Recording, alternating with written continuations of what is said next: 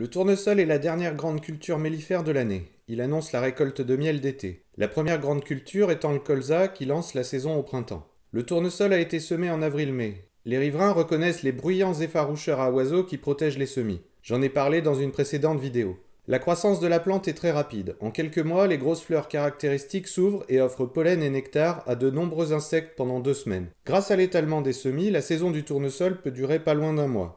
Le potentiel mellifère du tournesol semble se réduire depuis plusieurs années. Certains apiculteurs attribuent ce phénomène à l'apparition de nouvelles variétés. Ces hybrides seraient développés pour optimiser la teneur en huile et réduire l'utilité des pollinisateurs dans les rendements. L'influence des variétés est probablement non négligeable, mais la météo a un impact nettement plus important. Le niveau d'humidité des sols joue sur la vigueur de la plante et sa capacité à produire du nectar et du pollen. L'humidité atmosphérique est favorable à une bonne production de nectar. Exactement comme pour les mielés d'acacia ou de tilleul. Les étés très secs que l'on connaît quasiment systématiquement ne favorisent pas les énormes récoltes. S'ajoute aussi potentiellement la concurrence alimentaire avec de grosses concentrations de ruches sur certains secteurs. Le miel de tournesol est d'un jaune franc et lumineux, qui rappelle la couleur de la fleur.